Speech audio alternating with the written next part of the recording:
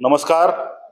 मुख्यमंत्री लाडकी बहीण योजनेतील पहिल्या 2 महिन्याचे पैसे पात्र महिलांच्या खात्यावरती नुकतेच जमा झालेले आहेत. या संदर्भात बारामती शहरातील महिलांमध्ये उत्साहाचं वातावरण आहे.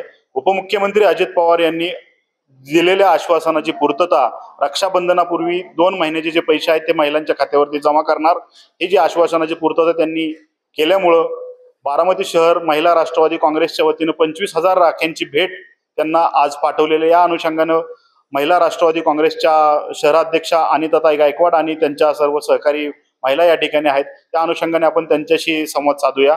ताई नमस्कार.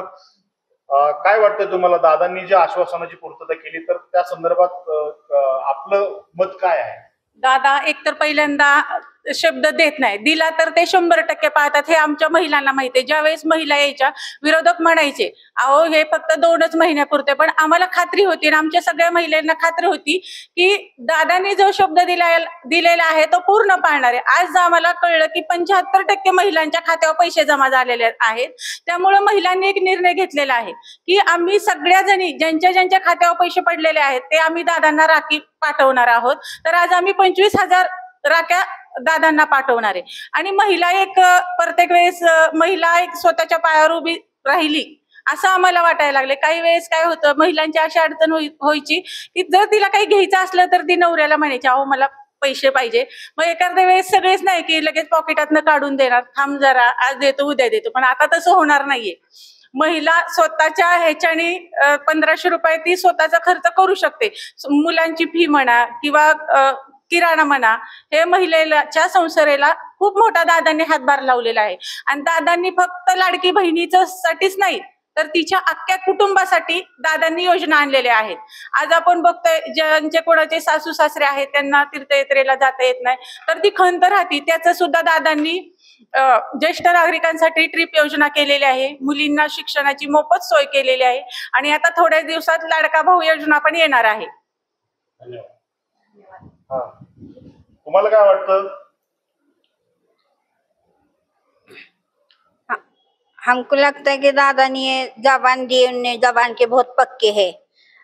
जो भी पैसे हमारे खाते पे उनने दिए ये हम उनके बहुत शुक्रगुजार है और हमें हमेशा उम्मीद रखेंगे कि दादा हमारे सर पे है. आज लाडकी बहीण योजनेच्या संदर्भात बारामतीमध्ये लाडक्या बहिणीच्या फॉर्म भरायला उत्स्फूर्त असा प्रतिसाद मिळालेला आहे आणि जवळजवळ बारामती शहरामध्ये 75% महिलांच्या खात्यावर जुलै आणि ऑगस्ट महिन्याचे 3,000 रुपये जमा झालेले आहे. रक्षाबंधनाच्या अगोदरच भावाकडून बहिणीला ही भेट मिळालेली आहे आणि त्यामुळे दादांनी जो शब्द दिलेला होता तो पाळलेला आहे. त्यामुळे दादांचे मी धन्यवाद मानते. दादा जसे बोलले तसं त्यांनी केलं. जैसे दादांनी लाडक्या बहिणीसाठी जे केलेले आहे त्याबद्दल मी सगळ्या बहिणीमार्फत धन्यवाद मानते. बोले तैसा चाले त्याची वंदावे पावले असं सगळ्या बहिणी हे दादांच्या संदर्भात सांगतात. बहिणी योजना दादांनी जी केलेली आहे ना त्याबद्दल दादाचे आम्ही खूप खूप आभारी आहे. कारण का आतापर्यंत सगळीच लोक बोलत होते आणि बोलायचे पण कधीच कुठले काम केलं नाही, परंतु आता दादानी आम्हाला जे 3,000 रुपये महिन्याला म्हणजे 1,500 रुपये दिलेत. आता 2 महिन्याचे आम्हाला 3,000 रुपये आमच्या अकाउंटला आलेत, म्हणून दादाचे आम्ही खूप खूप आभारी आहे. आणि ज्यांनी कोणी आम्हाला आतापर्यंत सहाय्य केलं नाही, मदत केली नाही, पण दादाने आता आम्हाला दिले म्हणून आम्ही दादाचे खूप खूप आभारी आहे. दादा आपले म्हणजे शब्दाचे पक्केच आहेत. दादा शब्दाचे पक्केच आहेत. त्यासाठी म्हणजे जे काही आपल्याला निराधार योजनेचे पैसे येत होते, त्यानंतर लाडकी बहीण योजनेचे दादांनी जे काही योजना राबवलेली आहे त्यासाठी सगळ्या महिला खुश आहेत, खूप आनंदी आहेत.